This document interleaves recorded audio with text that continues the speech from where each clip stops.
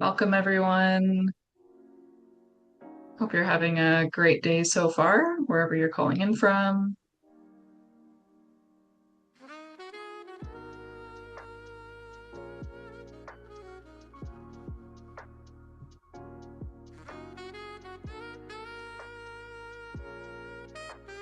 We're just playing a bit of music as we just take a couple of minutes to let everybody join in from wherever they're calling from.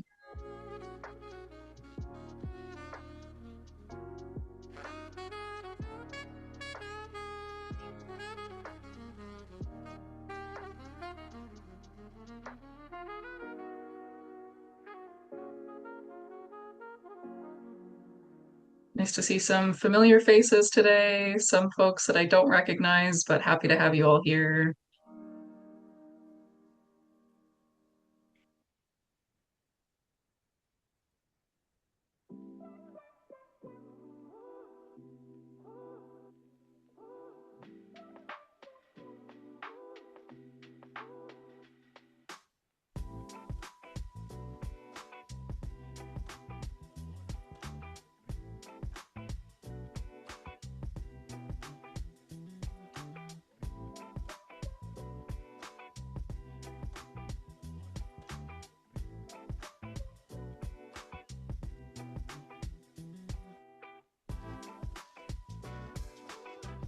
All right. I think that we'll get started here so we can leave lots of time for a good conversation.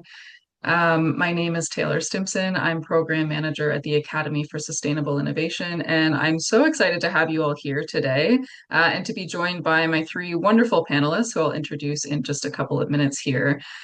So today we're going to host a conversation around good leadership for good energy, recognizing that the transition to a clean energy future will also require good leadership. So, what does that look like? How do we do that, both from a sort of individual perspective, organizational perspective, and systems perspective? So, my three speakers here have so many good things to say on this topic, and I'm super pleased to have them. But before we get started, just a little bit of housekeeping here.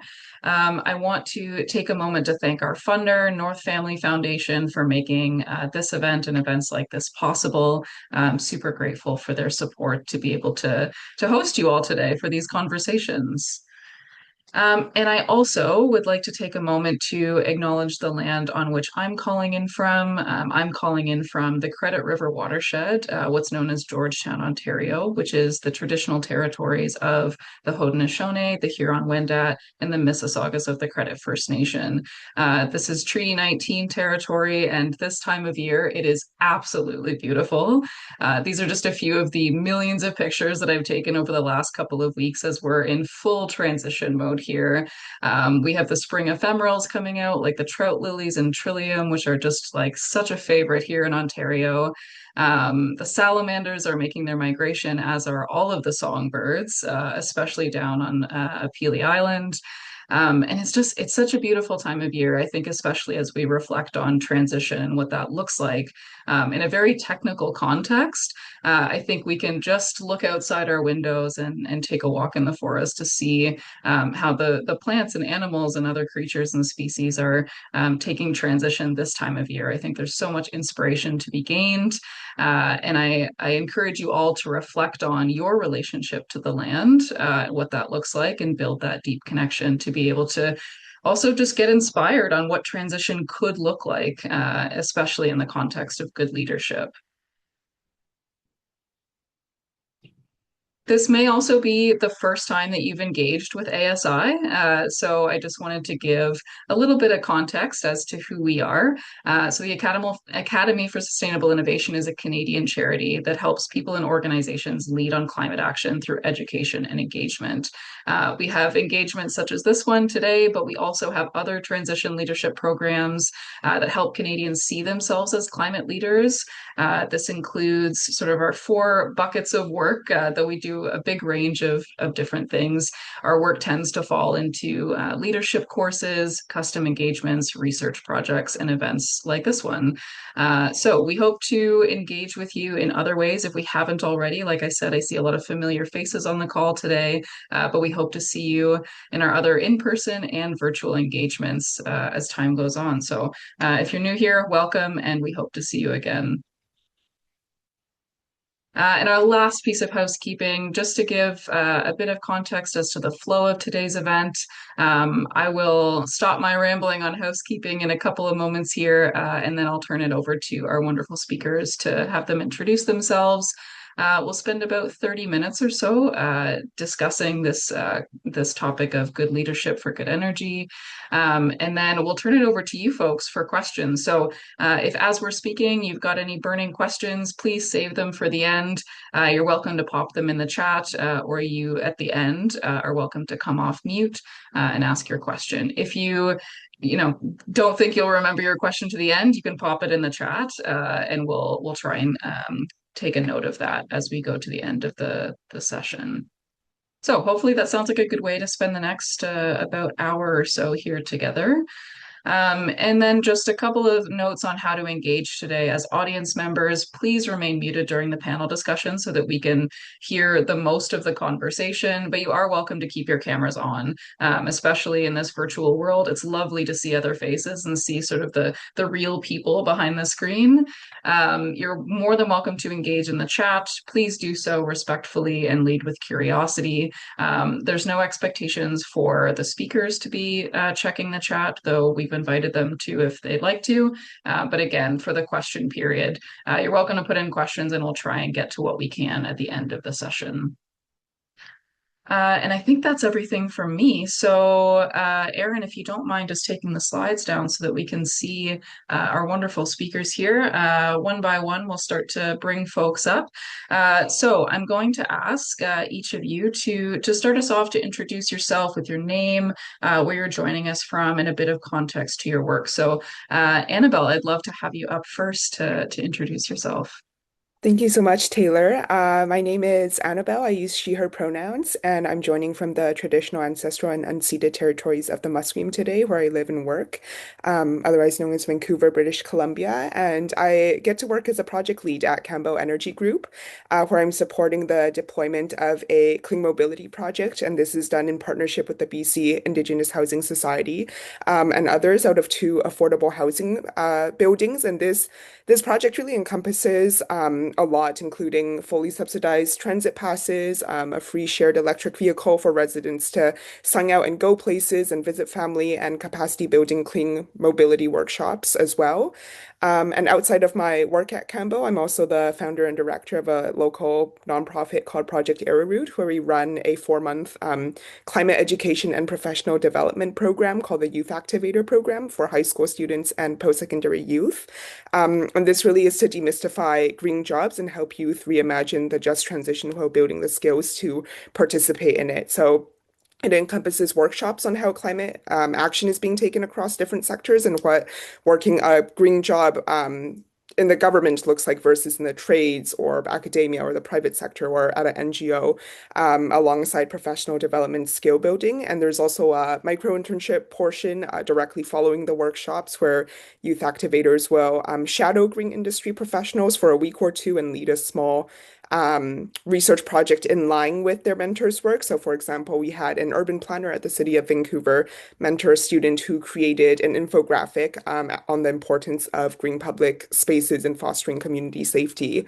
And I guess to touch on like my own journey in climate and sustainability, I guess it would trace back to high school, although it feels a lot more newfound than that. I volunteered for the Vancouver Aquarium leading summer camps, where we didn't just teach about marine life, but rather how ecosystems are all connected, what climate change is doing to different biomes, the impact of plastic in our oceans, and a lot of conservation themes. So it was as much a learning experience as it was for the campers as it was for me as well. And I didn't really have a plan or know what I was doing for most of university, but it wasn't until 4 years later, after I had finished volunteering volunteering at the aquarium that I kind of found myself at the intersection of sustainability again when a friend had asked me to volunteer with her on the sustainability portfolio of our faculty's undergraduate student society. And it really does make a world of difference when you're surrounded by people who care about the same things as you and are looking for the same types of opportunities.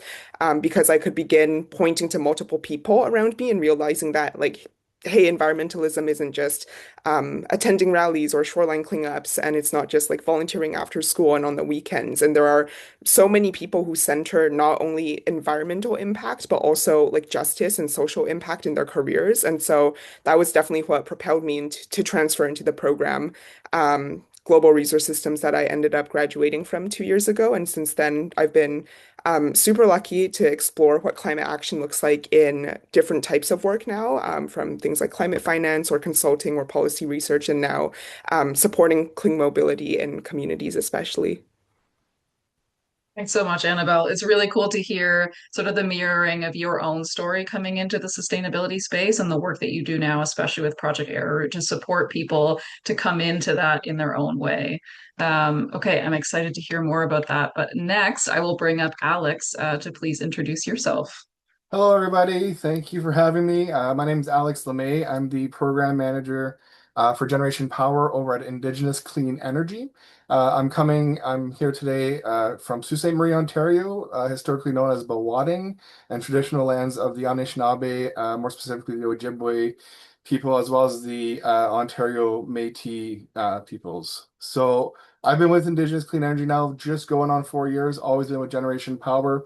We'll talk a little bit more about that later on in the session, but I'm super excited. And yeah, as I was just going to keep it brief so we can get to the talks, the meat and potatoes of it. Yeah, thanks, Alex. Do you mind sharing just like a snippet of how you got into this work, or Yeah, like no, for what sort of sure. propelled you into the sustainability type space? So it's funny, I get asked all the time. It's like, oh, what did you take in school? What was I'm actually trained as a paramedic. So it finds you. A lot of the time, clean energy in which way, shape, or form or capacity that you're trying to enter the field of renewable and clean energy, it just kind of like naturally finds you if you're passionate about it. So for me, I was looking for work. This came across. I knew some of the folks over at ICE and the work that they did, and I love interacting with people, and I love reaching out and making connections. So my job primarily involves helping Indigenous youth find clean energy careers throughout all of the country. So it was kind of a natural fit for me to sit and fall into this position, as well as just naturally make connections with people and yeah, find them careers. That's the main goal. Yeah, thanks, Alex. Yeah, I think a lot of people share that similar story of it finds you if you're passionate about it. So, yeah, excited to hear more as we go through. And finally, Megan, if I could have you introduce yourself as well. Good afternoon, everyone. My name is Megan Bennett. I'm calling in from Thornbury, Ontario, on the southern shores of Georgian Bay, Saugeen Ojibwe Nation territory in Treaty 18. Yeah, so I'm so thrilled to be here. I work as a vice president of program operations at Summerhill, which is an implementer of energy efficiency programs across Canada. I've been there almost 19 years in a variety of different roles. Um, and I was thinking back to how I found myself to Summerhill, 19 years ago. I studied international development, international affairs at Guelph University, and was always interested in environment and climate. Had worked briefly for the Canadian International Development Agency in Ottawa, kind of in a policy role. But then had the chance to live and volunteer in Belize, in Central America for a year. And it was through that experience that I was ended up working with an Indigenous organization, a Mayan organization that was co-managing a national park. And the week I arrived in Belize, the government of Belize gave rights to an oil company to go into this Ramsar wetland, traditional, a national park, Mayan lands, to start looking for oil.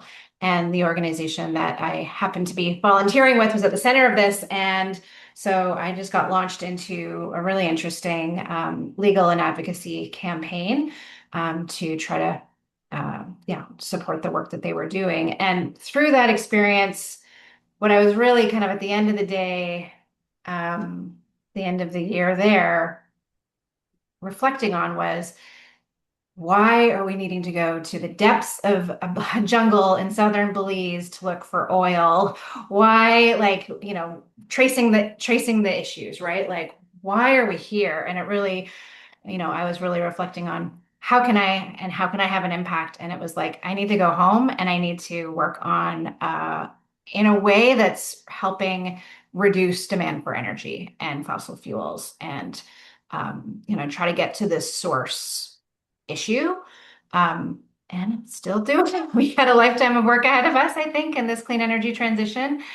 Um, so that's kind of like the history, a little bit of my story and journey about how I landed. And then, yeah, just so excited to find an organization and work that was doing energy conservation, energy efficiency, decarbonization work. The language has changed almost in almost 20 years. But what we do now, just for those that might not be familiar, is we're program implementers for governments, federal governments, provincial governments, energy efficiency agencies, municipalities, helping them deliver their energy efficiency programs. So retrofitting, supporting the retrofits of buildings, the decarbonization of buildings, um, yeah, get just providing rebates and incentives um, and resources to folks who are trying to do that work in their own homes and businesses. And then I'll just add a little bit more. So that's kind of like my professional gig. And through that time, I've also, had a chance to work with so many amazing people. And, about 5 or 6 years ago, I started a podcast, and Summerhill, supported me with some time to dive into this because I saw there were stories kind of similar to what we're going to be talking about today, that weren't necessarily kind of bubbling up. And there were stories often told by women and allies around, um, yeah, successes, important work that's being done that sometimes doesn't always get shared in the mainstream. So started a little podcast called Plugged In, and so I've been doing that work on and off for the past few years. And then I also started a climate care book club. And I'm just kind of telling this because I think it like talks about some of what I'll get into a little bit later about leadership and how,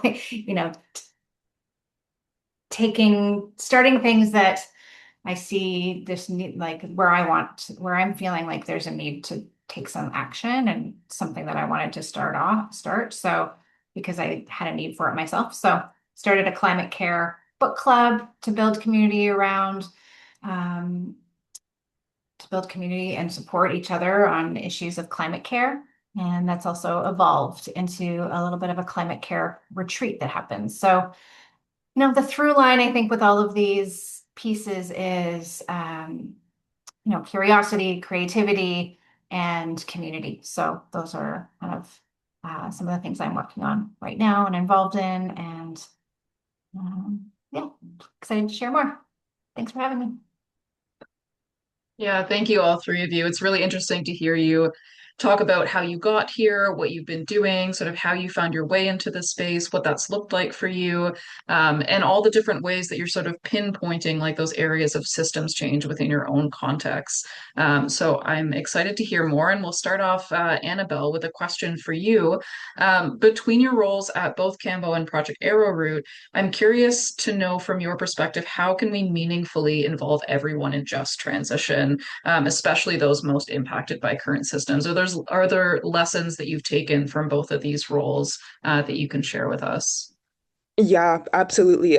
So many lessons that I probably won't be able to share like all of during today's session, but I think it's important to start with some like contrast and look at some limitations in our current institutional systems, right? So we're often maybe like designing solutions without centering lived experiences, or when we work with immigrant or indigenous communities on reducing energy poverty, the barriers aren't just always economic. They're linguistic as well. They're cultural.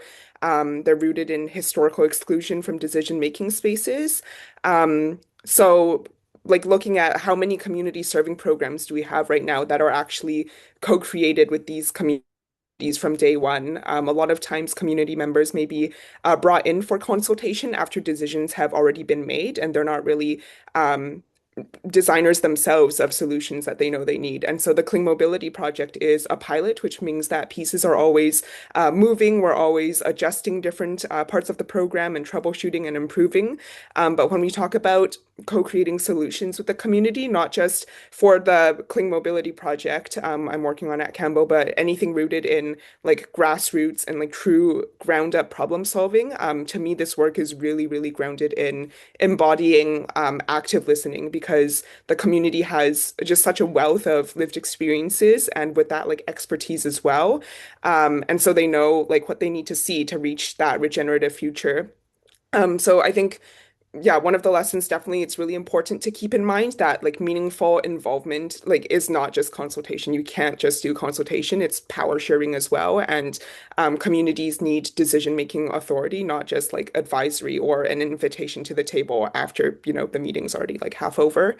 And on the other hand, from the youth front, I think I can speak from the experience of like supporting young people in bolstering their baseline climate knowledge and professional development skills, but also like firsthand experience as a young person myself who sometimes kind of still feels new to navigating the workforce and its many facets. When I work with other young people at Project Air Route, I think it's a shame the number of youth we see that are shut out of accessing green jobs or climate-related internships, et cetera, because the reality of the ecosystem is that many of these opportunities might be government funded, and lots of like skilled and passionate folks are left out because maybe they're newcomers or branded as like not qualified without being given a chance, or they don't have the generational like social capital to break into high barrier spaces. And so the high school students or post-secondary youth who come into the Youth Activator program, a lot of the times, they're all very diverse and at different stages. Some have a super clear idea of what they want to study and then where they want to work after they finish school and then the impact that they'd like to make. Some have like great support systems, parents they can ask for advice or older siblings or strong mentors who have gone through the same processes. And then on the other hand, like others who don't know where to look for that, maybe they're a first generation student or a newcomer or their parents are newcomers. And so good leadership in this context and most contexts definitely means like recognizing that there's no one size fits all solution. And the most common archetype I would say I would see is like youth knowing what their values are and what issues they care about, but not how it translates to their career. And so meaningful engagement on that front means like validating their interests and values and then supporting them in bridging that gap from wherever they stand to hopefully an existing like cause or initiative in their communities. Yeah, thanks, Annabelle. Yeah, there's a wealth of information and people and jobs available to do this good work. And also there's the barrier of connecting those people, connecting the people who have the knowledge and information, the people who have the skills or the interest in building those skills and the jobs and the opportunities that are available, trying to connect all of those pieces together in a way that feels really meaningful. And also sort of on the employer and the career side of things, making sure that we recognize different kinds of skills, different kinds of lived experience, different perspectives when we're looking at how to build sort of like the green workforce, as we're calling it. Thanks so much, Annabelle. I'll move over, Alex, to you. Also, sort of coming from this youth capacity building perspective, I'm curious to know from your experience managing the Generation Power program, what we might be able to learn about creating meaningful clean energy careers and leading a more just transition. So maybe building off of what Annabelle shared as well and your experience. Yeah, I was just gonna say both of yous were touching exactly on what I see, what we do here at Generation Power. So Generation Power is a program designed for Indigenous youth by Indigenous youth to try to get them the skills they need and just make those connections, find those careers out there in clean energy and help them. Because I like Annabelle was saying, we get all sorts of backgrounds apply to the program. Some are coming in with zero experience. They're like, hey, I know I want to do something in clean energy. I want to help the environment and my community. I just don't know what's out there. And then others are coming in with degrees and bachelor's degrees and doctorates, and they're like they just can't find an employer, but they're very highly qualified. And there's everything else in between, right? So the whole goal of Generation Power is to make those connections, find employers that are out there looking to hire youth specifically, is what we deal with, Indigenous youth specifically, and help make those connections, whether it's providing any type of like barrier wraparound. Like there's a lot of things that can stop them from even wanting to apply for a position. And unfortunately, the future workforce is our youth. This is very important to focus on and to help them, I guess, comfortably apply to these positions and be qualified, or at least feel as if they can apply. Because I get sometimes postings for these super high qualified candidates, and it's like I tell the youth, like, this is a wish list, okay? So the employer wishes this person exists. It probably doesn't. It's really, really hard, and honestly, passion will outdo a beautiful resume, I feel, 80 to 90% of the time. So I've seen it where not the highest decorated, I guess, educational background gets the position, but that youth that just has that energy and that passion and that want to perform the work, make those changes, those are the ones that will actually be able to drive this future transition into this clean energy. I attend a lot of conferences, and when there's always a youth panel, I love to sit and watch them because their whole narrative, their whole enthusiasm, their energy is so much different than that 40-year experienced CEO talking about his utilities or whatever the other panels are. But the youth bring, like I said, something different to the table that is tangible. They do make changes. A lot of them just don't have, I don't know, confidence, I guess, or belief in themselves. And then one will do it, and then the next, like, well, if they can do it, I can do them back home in my community. And next thing you know, it's just a parabolic, like exponential change, right? And just to be able to help with that and help them connect the dots, make the connections, find whatever qualifications they might need or education that they might not quite have yet, and just so that they can feel comfortable and confident in their position so that they're able to make these changes. Um, so yeah, I'm very fortunate to be, like you mentioned, in a position where my whole job, my whole career revolves around helping youth find clean energy careers throughout the country. And that is everything from basic entry-level positions like assistants and office admin assistants to like green energy companies, all the way up to engineers that are designing these new systems that are out there that will physically and change the way energy is created or stored or distributed. There's so many different positions, and I've only been with Generation Power with ICE going on 4 years. So I could just imagine like what the next 4 years or 10 years will even bring in terms of technology positions, opportunities. But we got to get the youth involved. We got to get the youth excited for this, and that's the biggest thing is if I can just get one youth in a community, especially if they're isolated, they don't really have much connection to outside of their community. And if that one youth can go back and be like, oh, this is awesome, I can do this, we can change the way we power our entire housing or whatever the case is, then that grows. And the more they get involved and see it can change and it does change, the easier it will be to transition into this clean energy future with a very enthusiastic and qualified workforce. And that the workforce is the infrastructure can get built anytime, but the folks to run it, that's where you got to get, I guess, I don't know, more drive, more push, more development in that sector.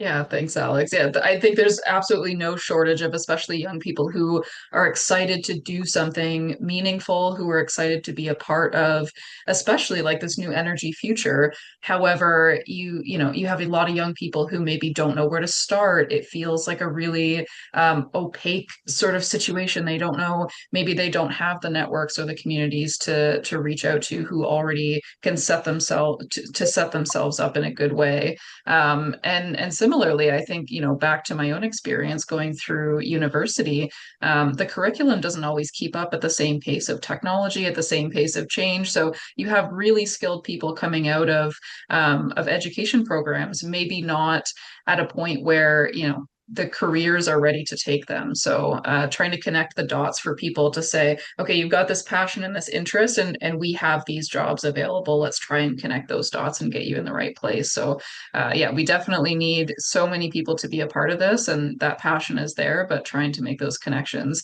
similar to what Annabelle was sharing, I think is so critical. So thanks, Alex and Annabelle. And then over to you, Megan. You shared a bit about sort of both your professional and the other roles that you have, both with the book club and with the podcast.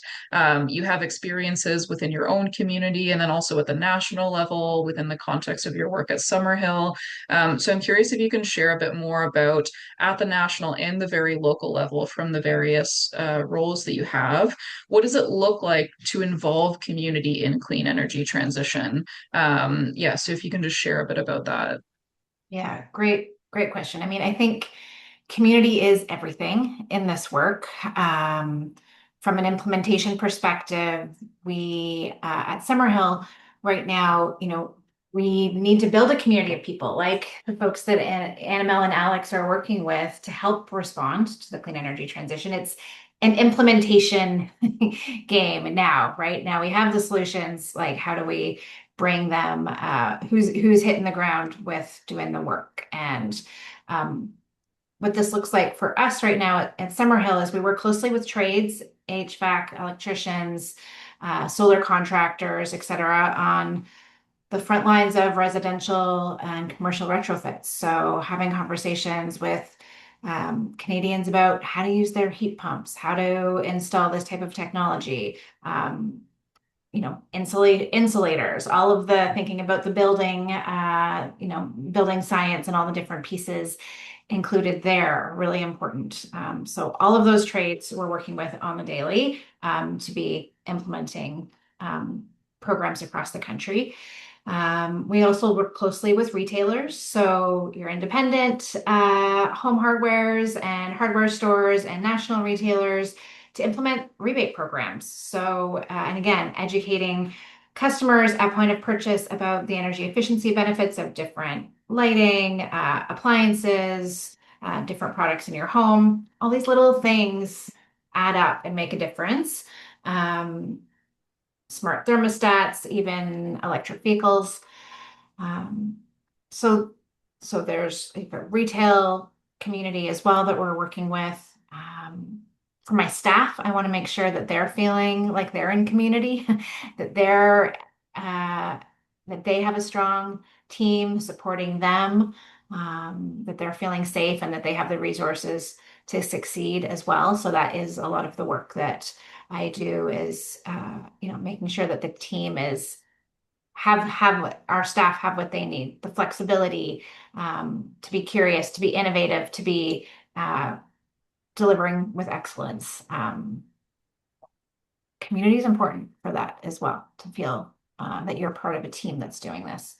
I'm just like super inspired right now by the Artemis 2 crew and loving all of the interviews that they're doing and the insights that they're sharing from a teamwork and a crew perspective. And I think there's lots of really interesting just inspirational stories, I guess, in terms of what that crew needed to do. And then, of course, Christina Cook's like call to all of us that Earth, you are a crew, that is like at a planetary level, right down to who you're working with on your individual teams. So I spent a lot of time thinking about that kind of community support and work and how we can work together as with my team as well as with our partners and our clients. Again, we really value like the collaboration and how are we sharing insights and, data analytics and innovation and ideas, and how can we make these connections and be building relations and building relationships in a way that is supportive, because that's, again, what we're going to need to get through all of these challenges, I think. And that's really, I think, where the magic happens and people get excited and feel good about their work also is for those pieces. And then also I think solutions get clean energy transition solutions, are implemented by communities of people, but they're also shared by community. So,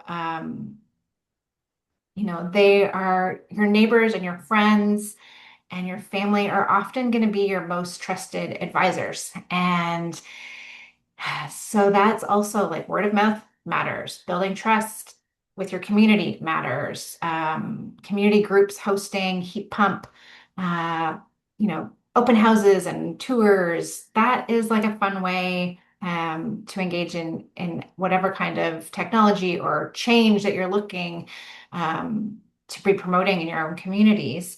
It can be powerful. And also, on the flip side, from a resiliency perspective, community support when you're going through things like floods and ice storms and on the adaptation resilience climate resilience side of things community is also I think where it's going to be. I saw David Suzuki speaking about this in a video recently, and he said, do you know your neighbors that like who have the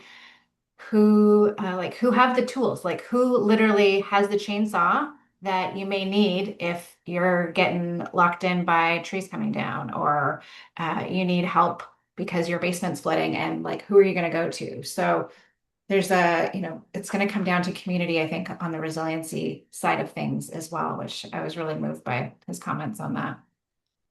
Um, yeah, I think I'll leave it at that. But yeah, I Yeah, think thanks, community is Megan. everything. I think technically we have the solutions. It's now how can we connect the people that are keen to do the work with the work that's available and really and spread that impact as far as we can. Yeah, there's different levels to it. As you said, there's getting us ready for the energy transition and implementing those solutions before their emergency. So have a heat pump party. Like, what can you do within your own home if you have the means and the privilege to be able to, transition off of gas? Is that something you can do? Can you share that with your neighbors? But then on the really practical emergency response side of things, I know in Ontario over the winter, we had several ice storms, and I know up like Collingwood, Thornbury Way, that was I think really evident with like a lot of places were shut out of power for a long time and not in super rural communities, but like within cities as well. And do you know your neighbors enough to know, okay, you've got power. Can we all huddle in when it's, minus 30 outside until the power comes back on? And besides having the infrastructure to be able to support us through those emergency situations. So yeah, sort of all levels of that within systems change of the energy transition is really critical. And maybe I'll just, Alex and Annabelle, if you just have any quick thoughts you want to pop in about what community looks like to you in the context of energy transition. Yeah, well, I say like Megan said, like she hit it on the head with community. Um, with us, like obviously in indigenous communities, especially if they're up north isolated, like the more support they have, the more they're involved within their community, the more they're able to bring back to community, the better the whole community will do.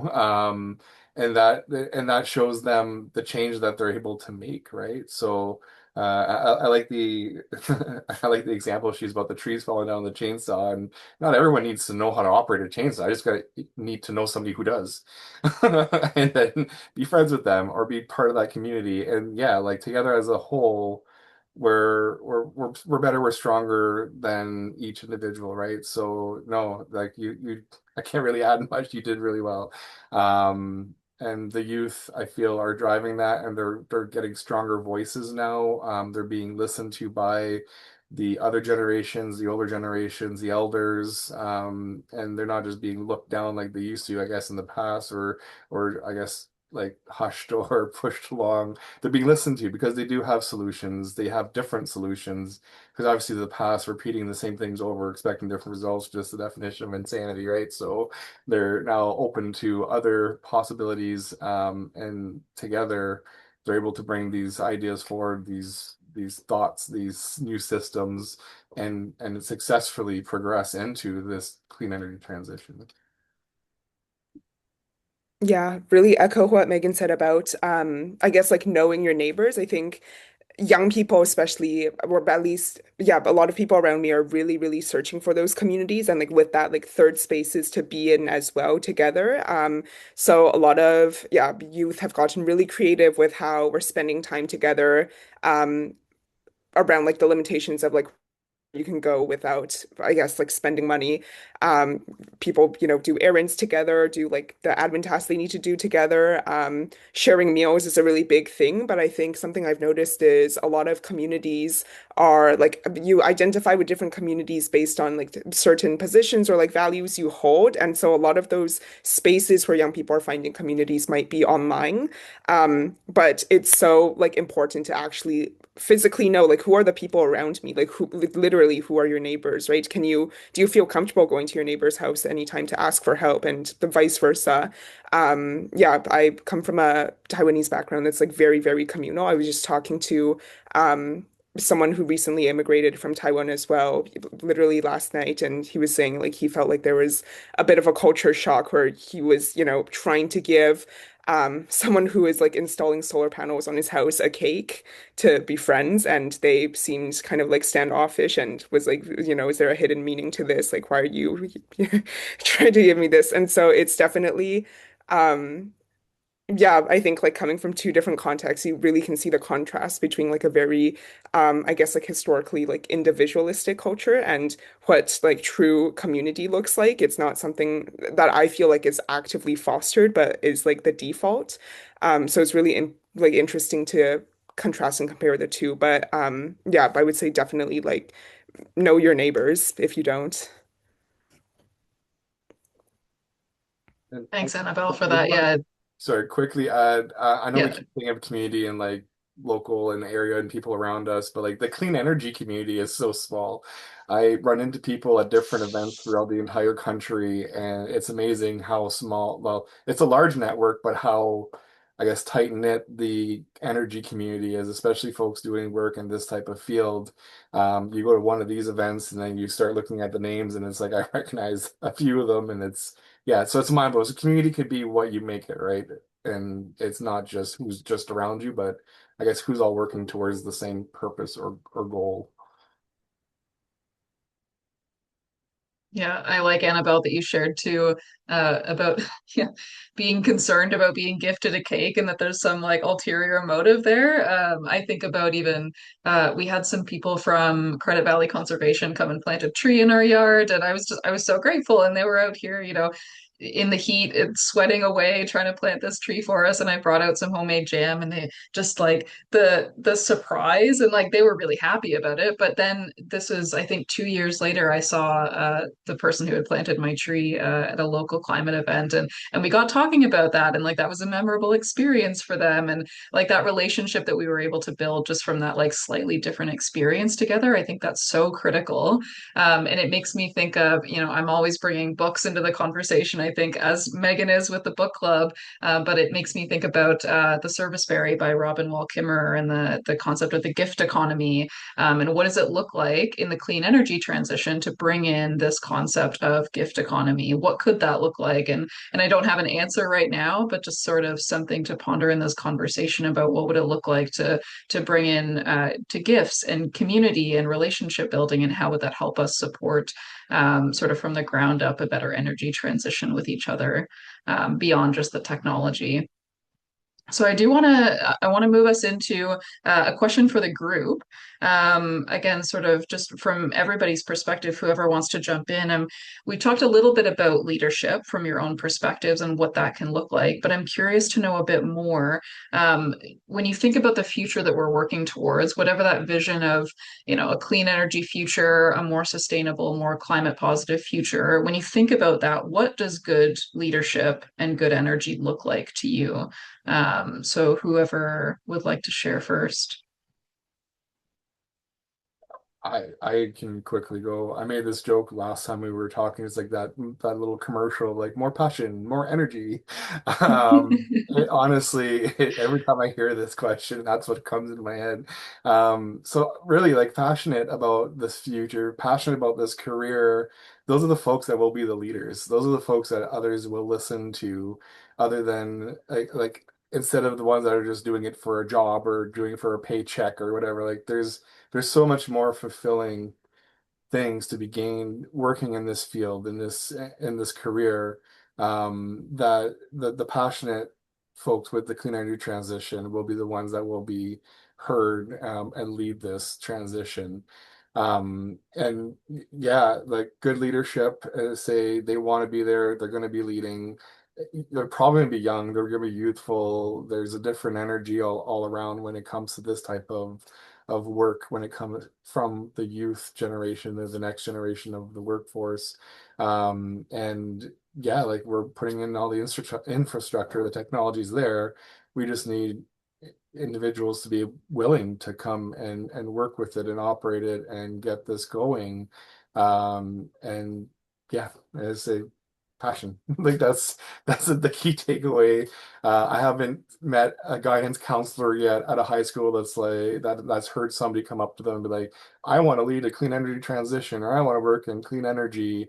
Usually it's not the case. And like I said before, it kind of finds you, just by who you talk to, who you make connections with, what your aspirations, your goals, your dreams are, and what you're doing, what the steps you're taking to make those connections, to make those dreams and goals a reality. And that's, I think those will be the folks that are the future leader, when it comes to the energy sector. Thanks, Alex. Yeah, I don't know if anyone's seen the climate action Venn diagram from Dr. Iona Elizabeth Johnson, but sort of the premise under that exercise is looking at what you love doing, what you're good at doing, and then what work needs doing, sort of with the understanding that there's going to be work there for you to get involved with clean energy, with other facets of sustainability and climate action, but that you can find things that also coincide with the things that you're skilled in or the things that you're really passionate about. So to not put that aside for the sake of the career, perhaps, of course, get the job to make the money to pay the bills, but at the same time, like there are jobs and careers out there for folks to find their passions. And so thanks for that reminder, Alex. And Annabelle and Megan, good leadership. What does that look like to you two? Yeah, I'd love to build off of what Alex said about passion. Like there's so much passion in just all of the places where we're doing work. And I think a lot of the passion shows up in sharing those like stories of impact and key narratives. And a lot of that good leadership comes from like redistributing power and being able to prove success through like equity outcomes as well, which is kind of where that like passion comes with like sharing those stories of impact. And yeah, I would say maybe carbon accountants would like disagree, but I feel like it can be harder to measure those like unquantifiable outcomes, and like proving success through equity outcomes, especially when, like reporting to funders and that sort of thing. This is what I've seen across a lot of different nonprofits I've engaged with, and especially in urban regions like Metro Vancouver, sometimes we have such like a hyper focus and that like carbon tunnel vision, where everything is about driving emissions down and like reaching carbon neutrality and reaching net zero. And with that mindset, it's really easy to unintentionally maybe like recreate systems of oppression and inequity where the only thing that has changed is the energy source, but it's still like equally like attainable or unattainable for different communities, or like the infrastructure to generate that energy, maybe like still displacing local communities. And so, like, on the lens of like clean mobility and looking at the rebates that are available for charging infrastructure and purchasing in EVs, if you can afford an electric vehicle and have the facilities and infrastructure to charge it, then you'll benefit from the like subsidies available and lower operating costs. But if you still can't afford an EV, even with the rebates, then you won't be able to participate, right? If you're a renter or taking public transit in an under-resourced neighborhood, you're waiting for infrastructure, it seems, that may never come. And so the green transition is sometimes like inadvertently creating new forms of privilege, I would say, while communities who are like most affected by fossil fuel pollution, which is often like low income and racialized communities, wait longest for the benefits. And so good leadership on that front, I think, it means like making equity metrics as important as emissions metrics. And every like plan that is charting the green transition for the future we want to see, it should be asking and answering like who benefits and who's bearing the cost from this action plan? Are we reducing energy poverty really, or are we just like shifting it maybe to a different community? And like what percentage of jobs went to people who come from the local community, or did energy bills like go down for households affected? And so focusing on that, I think, is very important. And then um, on the piece more about like the future that we're working towards and would like to see, I hope one day that like Project Arrowroot and programs like Project Arrowroot don't have to exist and like become irrelevant because we've already embedded climate career education everywhere. And there's like paid internships available for young people. And there's like structured and accessible high quality mentorship for everyone and viable pathways for people from all sorts of different academic and socioeconomic backgrounds. So yeah, I think good leadership is really like we talk a lot about like wanting to organize ourselves out of a job. And I think that that mentality is very much embedded in like good leadership for good energy.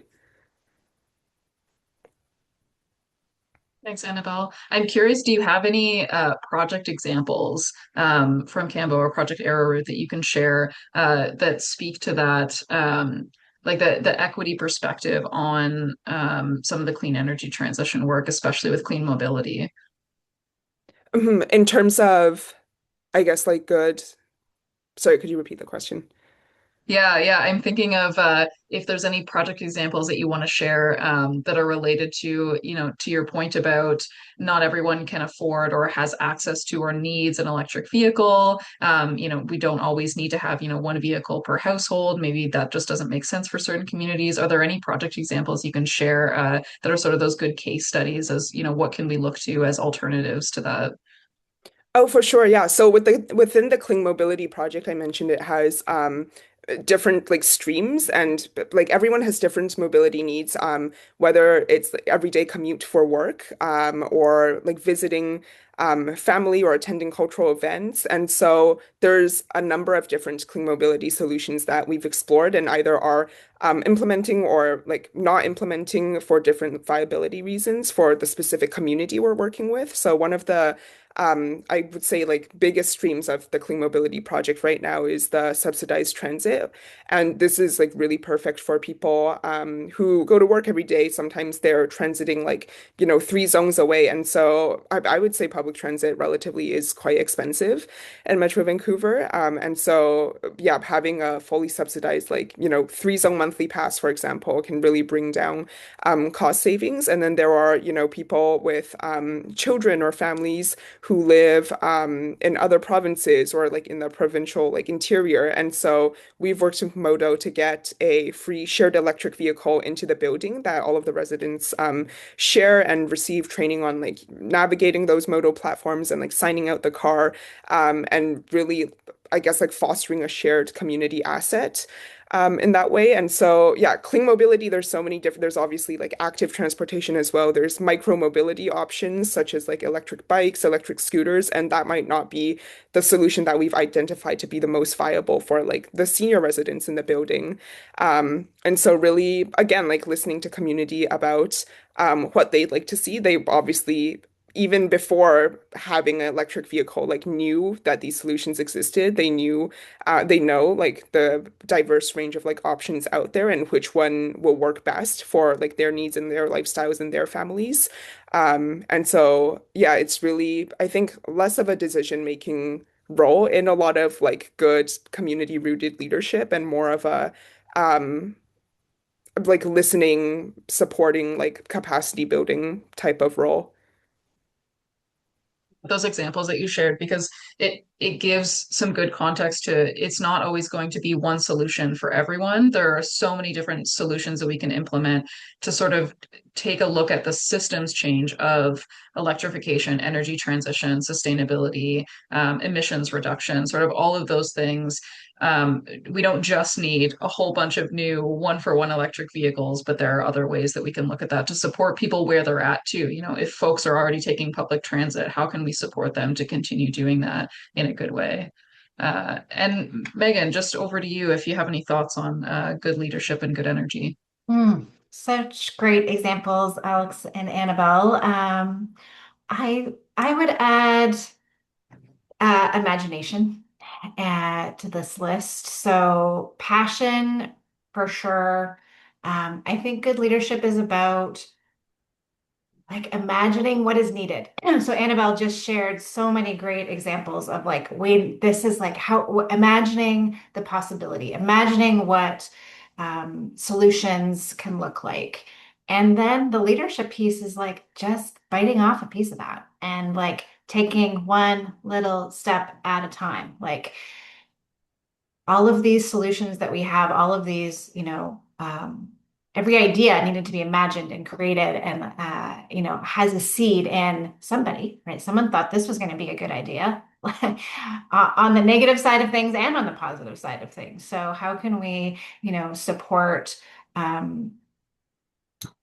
support a culture that is imagining, how good can it get, another one of Dr. Ann Elizabeth Johnson's books is What If We Get It Right? Right? So how do we imagine uh, imagine solutions and then have the courage and the passion and some risk taking as leaders to do something about it? Like, and it can be small. Like it doesn't need to be big, but I think that's what leadership and good leadership looks like is like, I'm going to try something. I'm going to try to create something as small as it might be. I see there's a need for this in my community. I want to get involved in this, um, and then see where it takes you. So for me, it started with, wanting to share stories and feeling like I needed to hear stories. I needed to hear stories that were not doom and gloom. I needed to hear stories from women across Canada who were making an impact and really like moving the dial on a just energy transition. And I wasn't hearing those stories. So I was like, I guess I'll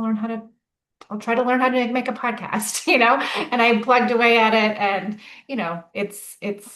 it's a little something, but that for me is like, that's, if we're all kind of following that, like Alex was saying, that passion with, some creative ideas and solutions about what we can imagine, what we want things to look like. What do we want to be, um, reading, listening to, engaging on? Like, what are the community spaces we want to be participating in? All of that is so important and is going to ripple and serve others in a community and leaders, and that makes you a leader. And I think that's my perspective on this. And maybe it sounds simple, but I think that's what what is kind of part of it for sure. And then I also want to say about good energy and good leadership is as leaders, how do we care for each other? How, the importance of boundary setting, the importance of um, caring physically and emotionally and mentally for each other during these times as well, so that we're all, managing against burnout and that's where a community like the Climate Care Book Club that I host is also really supportive. Is like, all right, I know once a month I'm going to get on a Zoom and we're going to have a chance to connect with each other, and that's a community of folks who are showing up and witnessing and providing each other with support. So I think that's an important part of leadership too, is knowing where you're getting your medicine, knowing how to care for yourself, and this is it's not a sprint, it's a marathon. And, but yeah, the passion, the imagination, and again, the community, I think, are all pieces of that puzzle. Thanks, Megan. Yeah, I'm hearing from you, like, how can we nourish each other? How can we nourish hope within this space? Yeah, so much. There's so many stories about the doom and gloom or sort of the apocalyptic future vision. Like, we just recently had another one of these Let's Talk Leadership events focused solely on storytelling because of how critical that is as leaders to be talking about and sharing and stewarding better stories for the future because as we talked about, you can't build a future that you can't imagine, and so we need to be creative, we need to be passionate, we need to bring that in together. So yeah, definitely. How can we nourish each other, nourish our communities, and then bring that into the work that we do? And then look at the time. Oh my goodness. I before we get into the questions opening up to the audience, I do just want to, if you can share maybe a sentence or two to close out with the final question we have here. What's one piece of advice that the three of you would offer to any climate and energy champions who want to make a difference right now? So if you've got sort of a closing piece of advice you'd like to leave everyone with. I could do a quick one. One thing that I get the youth all the time, and I tell them is don't be afraid of rejection. Don't be afraid of the word no or we don't like this. It's not the end of the road. That's just, I learn more from my mistakes and my rejections than I do from the things I do well and the things that get approved. And so every time I hear you tell me, well, they told me no, I don't, I'm like, just apply again, like reach out, let's talk to that employer. No is just another word. It's not the end of your dreams or your aspirations. I think my favorite character is Miss Frizzle, and the whole take chances, make mistakes, get messy. Like that's literally if you live your life by that. Like I think I learned more from Miss Frizzle growing up than I all these things and the lived experiences. And like myself, I come from many different backgrounds. None of them were actually directly clean energy related. And that grew within me and is what I do and what I love to do. And I see there was a question about that. We'll answer in a bit, but I'll let the other panelists do their yeah, final closing. Yeah, Miss Frizzle, I needed that reminder, Alex. Thank you. And I'll keep mine pretty simple. Just start small, but don't be afraid to dream big. No, like one step at a time, but be open to like expansive opportunity and imagination. Yeah, from my end, building off of what Alex said about the word no, I would say something I've learned from experience, like never be the one to tell yourself no, let other people tell you no, and let them tell you no twice just to make sure that they actually mean it. I've definitely like reached back out to opportunities I've applied before and gotten rejected from just to say, like, are you sure? And usually they are sure. But yeah, like don't limit yourself, especially if you're a young person. And I mean for like youth, the same advice has been drilled into our heads again and again, like network, create your own opportunities, get people to review your resume, find a mentor, volunteer if you can. And honestly, it can be very like infuriating to hear advice like this because most young people I know like already do this. And so one thing that's very important to remember is if you're still looking for that like right opportunity and can't seem to find it, it's a lot of the times not a reflection of your abilities at all, especially in these times. It can be a number of external factors that have nothing to do with like your capacity as a person. But if you really want to make a difference right now, don't feel like you need to look further than your own communities. I feel like nobody can compete with your unique lived experiences and like intricate understanding of the issues your community is facing. That's not something anyone can ever compete with or like invalidate. And so, yeah, really work to understand that, I would say. Thank you so much, all three of you. This was such a wealth of knowledge, a wonderful conversation. I wish that we could continue this for the next at least 2 hours if it were up to me, because I think the three of you have so many good stories to share, things that I want to expand on. But alas, we're coming up to the end of our time. And so, as promised, I want to pass it over to the audience to see if there are any questions from folks. I do see there's one question, so I'll start with this question. And then if anybody else wants to ask something, I'll ask you to put it in the chat, or once I'm finished speaking, you're welcome to come off mute. But the first question that we have is, does passion come first, or does a career lead us to be passionate? So I don't know, Alex, if you want to start this off because you shared I, about this, and if I anybody almost else answered wants to it jump during my in. closing remark, and I was like, that's a really good question because I've seen both.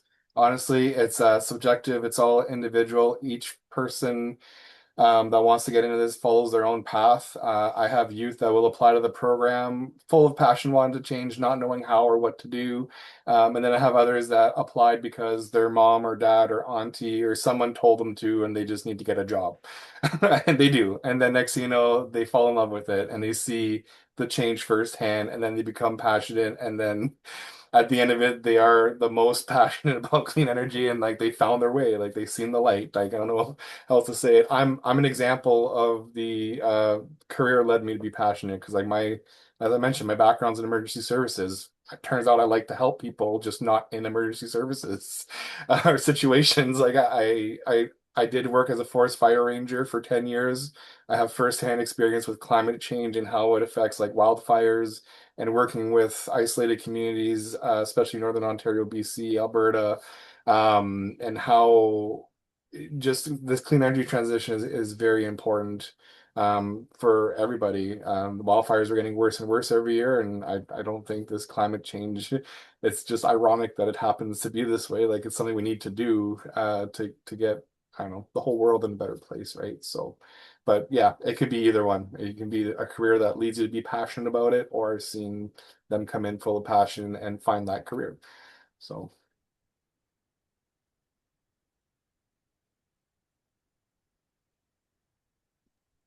Yeah, I agree. I don't know if I have anything more to add to that one. I think also, uh, hopefully a workplace can encourage passion and continue to develop it and introduce new areas. But yeah, probably a combination of both for sure, depending on the individual and the circumstance.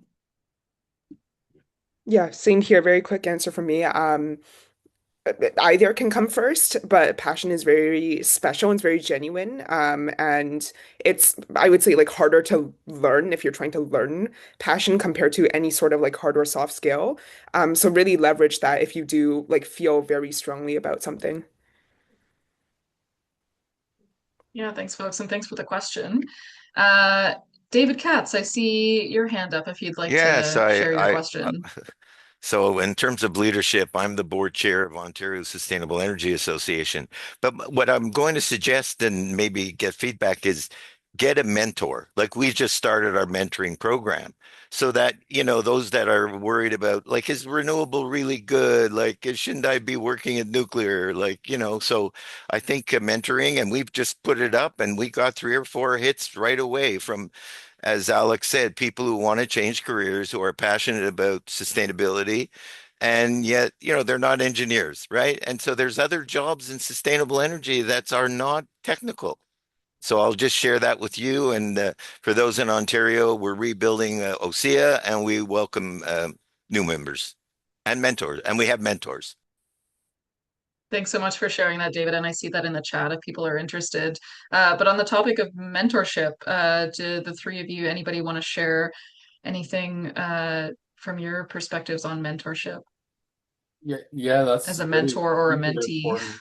I say a mentor, like that's part of our program. We do offer connections with coaches and mentors that have already done the path, have been successful in their own fields, and are able and willing to demonstrate firsthand to the youth that are wanting to come up and do the things that these coaches and mentors have already accomplished within their lives, and like learning firsthand, like apprenticeships or from somebody else I think goes so much faster, so much further than sitting there in class reading a book or whatever. I learned through mentorship and through hands-on learning. A lot of people do, and mentors are very important to this I guess speed of how fast we're going to progress this new workforce into the clean energy transition. And I absolutely love what Annabelle said about like passion. You either have or you don't. It's super genuine. It's hard. It's not something you can, well, you can teach and you can grow it, but if you have it naturally, leverage that. Like that's super powerful advice right there. That's what I tell the youth. I'm like, you can have high school diploma on your resume and go against someone with a doctorate, but if you're a lot more energetic and passionate about wanting that position in the thing and like the creativity, like Megan said, and you can envision what the future of this transition looks like, that leverage that right there. You can't educate, you can't go and buy that. Like it's yeah, it's there, it's in you. Yeah, in my experience, mentorship can take on a lot of forms. And I think a lot of young people have an idea that a mentor is someone who maybe is like a decade older than you, who is in a like management position. and you meet with them every month for an hour or something, but it can really be like so informal and flexible and take on a lot of different things. I know like at Project Arrowroot, we really focus on intra-generational mentorship. From my own experiences, I found the most value chatting with people, maybe 5 to 6 or 7 years older than me who have recently gone through the processes that like I'm, now looking to go through, whether it's like applying for internships, applying for university, applying for jobs. And that is very, very invaluable. And I was going to say something else. Oh yeah, just like you can learn from anyone really. I've reached out and chatted with people who are younger than me because they've had a super cool experience that I would love to get to experience as well, right? So really like don't limit yourself and like place boundaries on who you're mentored by. And there definitely is, like humility that like comes with that and like that mindset of like really being able to learn from anyone around you. But yeah, that's what I have to say about that, I guess. Yeah, that's great, Annabelle. I always think about I saw a meme or something playing off the book. It's like a child's book, like the kid's book. Are you my mom? Are you my mom? Where the little bird's like looking for his mom and it's like, are you my mentor? Are you my mentor? But it's like, yeah, this is life. Like out there trying to figure out who resonates, who is someone um that you are learning from and can trust. And I agree. I think it's less of I mean, I think the formal programs, David, that you're talking about and that Alex, you're offering, I think those are so key. But in reality, a lot of it's going to be more informal and, just finding someone older, younger that you can be learning from and even if it's, a coffee here or there, but just being open to mentors in all the different places. You never know where you're going to find them. Well, it's funny you say that, and I just seen LLM Dundee mentorship's nothing to do with age. I just recently accepted that my children are my mentors. Like my daughter, who's 1.5 and two, just like the fascination and curiosity with what she's relearning. Like I have 6 kids, so like I've been through quite a few, and I'm like, you know what? I've learned a lot from them on how to just be a big kid again and just appreciate the world through their eyes, not through an adult perspective, I guess. And that, so yeah, age has nothing to do with mentorship. It's lessons that we forget growing up, and then they come back with what they're doing. We were out hitting jumps on our bikes the other day, and I'm not at the right age to be doing that anymore. But I did it and it was fun. Sore, but fun. And you just relearn. So yeah, mentors, all shapes, sizes, ages, experiences. I think this goes back to like a lot of what we touched on too, the creativity, the imagination, the building community. I think like being in a place of constantly learning. I think especially as, what the energy transition looks like and what the future of energy looks like is, rapidly changing. I think intra-generational mentorship, intergenerational mentorship, building communities of practice, or just like Megan with the book club to be able to just learn from each other, hear stories from each other, imagine different futures together, feels so critical, especially at this time where we need to be learning from each other in all different capacities and being able to work together towards a better future. So that's all the time we have. So I would have loved to turn it over to more questions, but I do want to have a couple of minutes to close out. So I will just say thank you so much, Annabelle, Alex, and Megan, for your time. I would, if the three of you are open to it, I would invite folks to check out Annabelle, Alex, and Megan's work. You folks are doing amazing things out in the world, in energy and otherwise. So I'm so grateful to the three of you for sharing this time, sharing your stories with us today. And before we close out, for the folks who are live with us and who will join via recording later on, like I said, this is not the only opportunity we have through ASI and our partnerships. Coming up, we have an exciting in-person event, which we don't always do here in Ontario, but during Toronto Climate Week on June 3rd, myself and my co-facilitator, Alicia Richens from the Climateverse, are going to be hosting Climate Futures Simulation This will be focused on the story around the Arctic turning point. So, in this sort of concept, the story of a warming Arctic opening up new shipping routes, territorial tensions rise. What would it look like to imagine a different way to lead through that toward a conflict-free resolution? So it'll be hopefully a really fun 3 hours together in person, light refreshments, getting to explore this story and different roles that we could play in leading transition. So we've got that coming up, like I said, on June 3rd. Get your tickets if you're in the Toronto area for that time. And if you want to join us later in the year, in the fall, we have a virtual course offered to anyone in Canada, a 4-week course over 25 hours, collaborative leadership for climate action offered through Royal Roads University. So we'll get to dive into what collaborative leadership can look like more specifically for climate action over the course of 4 weeks together with some asynchronous material and some live sessions. And with that, I would like to thank all of you again for joining us today. I'm going to just pop in the chat a couple of links for you folks. So again, we've got that Toronto Climate Week event. We've got our newsletter to keep in touch. And please, if you have any feedback for us, we'd love to hear it. So there's a link there to a quick form. Thank you again to everyone for joining us today. And I hope you have a wonderful rest of your days, weeks, and hope to see you soon.